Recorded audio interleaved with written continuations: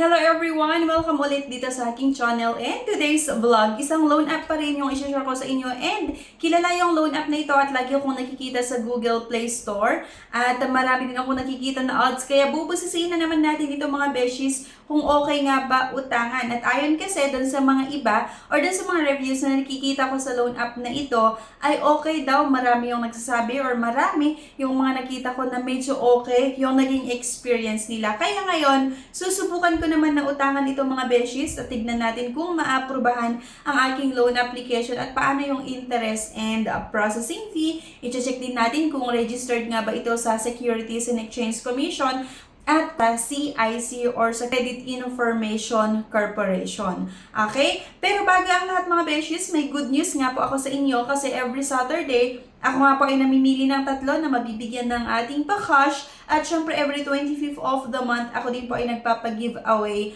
ng cellphone. At para nga po makasali dito, ang kailangan nyo lang gawin, i-comment nga kung ano yung napanood nyo, i-like yung video, i-share, at huwag niyong kalimutan na mag-subscribe para maging updated sa mga bagong videos na ina-upload natin at syempre sa announcement ng ating pa-cash and cellphone giveaways. And let's get back to the topic. So here nga mga beshies, ang pag-uusapan nga natin na itong Mabilis Cash online easy loan app under ng Mali Lending. So hanggang 40,000 nga daw yung pwedeng mahiram dito sa Mabilis Cash.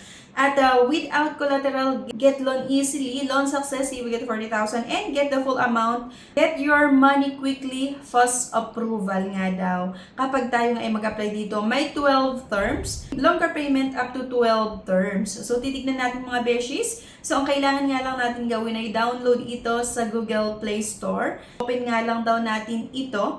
At meron na naman itong gustong i-access sa ating cellphone like yung camera, device location, yung calendar, yung SMS. And to provide our service and process your loan application, we need your consent to collect and process. So SMS permission, we will send you notification and messages through SMS. So agree and authorize lang ito mga beshies or pwede rin naman nating i-reject. Pero syempre, di ba, kapag naghahanap ka talaga ng pwedeng mautangan ay talagang mag-agree.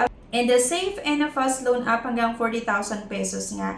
So, kailangan ulit natin nilagay yung ating valid mobile number and may matatanggap ulit tayo mga beshies na one-time password. Okay, pero bago yun mga beshies, after ko na mag-register dito, hindi ko muna tinuloy. So, nag-check muna ako mga beshies ng iba't ibang mga reviews nga. At sabi nga nitong isa, the app is indeed legit until you will notice its downside if ever you get to that point. First, it doesn't allow you to select your repayment, but automatic payment is due every 15 days, so that make it 2 payment in 1 month. That is if you go for the 6 months to pay option. Second, if ever you will be paying late, like 1 to 3 days or as long as you fail to pay in time, even in that 1 day past due, they will revoke your limit, especially if you got 24,000, you will be back to, okay. So, ito daw mga beshies, kapag nag-post due ang loan application mo tapos hindi mo binayaran, doon sa due date mo ay bababa yung credit limit. So, do not pay in advance because your credit limit will decrease big time. I should have known it's a trick. From 40,000 to 400 real quick. So, marami yung mga nagsasabi dito mga beshies na bumababa yung credit limit na ino-offer ng loan app na ito. So, kagaya nung isa, diba, ang kanya naman nag-post due yung loan. Tapos, nung mag-relaunch siya, ay bumaba na yung pwede niya daw mahiram. At yung isa naman, nagbayad before yung due date, tapos bumaba pa rin yung limit niya. From 5-star to 3-star, I have a 40,000 credit limit and an 18,000 available credit.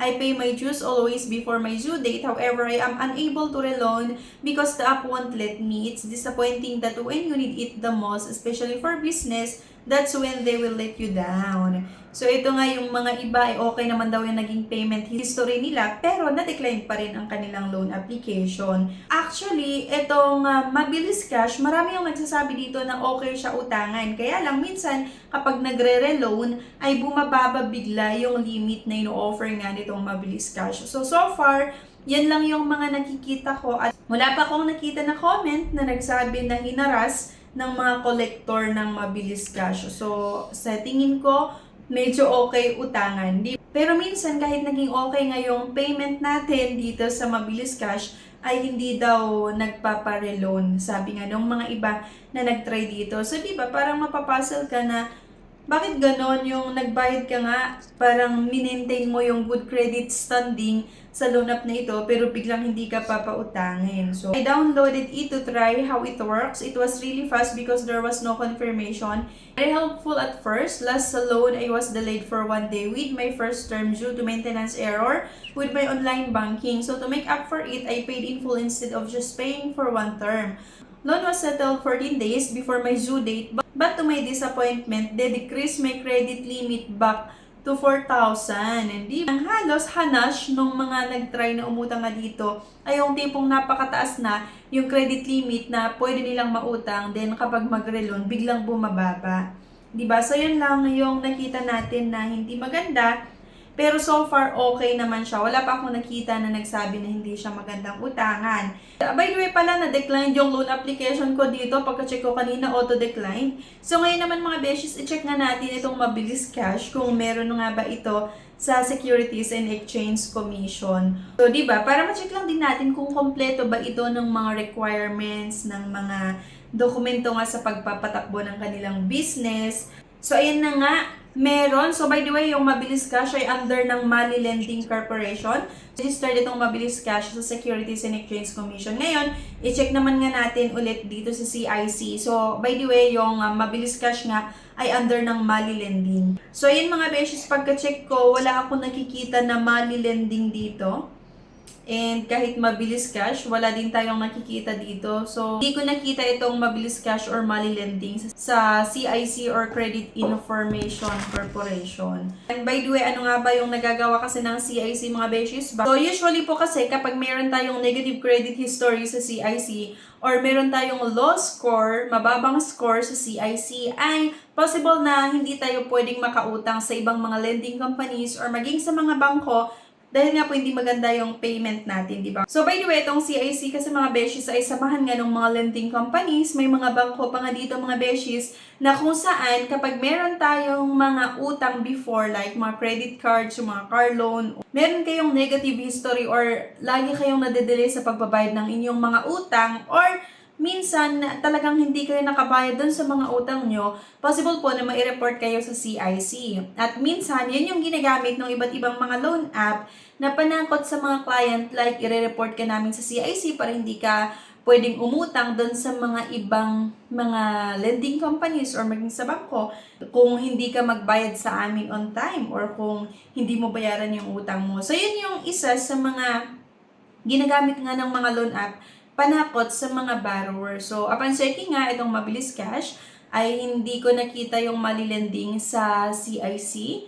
Pero kung gusto nyo mga beshes para ma-check na lang din, search nyo lang yung CIC. This is sa Google Play Store. Ilalagay ko na lang din yung link sa description below, diba? Pwede nyo i-click yon at i-check kung ano nga ba yung mga lending companies, yung mga loan app nag-register sa CIC and merong registration sa Securities and Exchange Commission. Lalagay ko na lang din sa description below para ma-check nyo. Mabilis Cash ay okay naman yung mga reviews ng ibang mga sumubok dito and hindi rin daw ganun kataas yung interest and processing fees. So ginagamitan ko ng daw kasi nga hindi naprubahan ng aking loan application, so nag-auto-reject yung loan application ko. So, yun lang mga beshies. Bali, share ko lang sa inyo. And yun nga, nag-auto-reject yung application ko sa Mabilis Cash. Pero ayon sa ibang na sumubok nga na umutang dito ay okay naman daw. Mas mababa yung interest and processing fees kung i-compare doon sa mga ibang pautangan online. At mas mataas. Pero ang hindi lang nila nagustuhan dito sa Mabilis Cash ay yung tipong mataas na yung credit limit na pwede mong utangin tapos biglang bababa ulit daw. So, ayan lang mga beshies. At least nagkaroon kayo ng idea. And kung meron kayong experience dito sa Mabilis Cash, sana i-comment nyo po yan sa comment section para mabasa ko rin at makita ng mga iba na nagbabalak subukan ang loan app na ito. Pero as much as possible mga beshies ko ha, hindi naman talaga natin kailangan ng pera or kung mangungutang ka para sa luho, ay huwag mo nang subukan para hindi dagdag stress. Thank you for watching and see you on my next vlog. Bye-bye!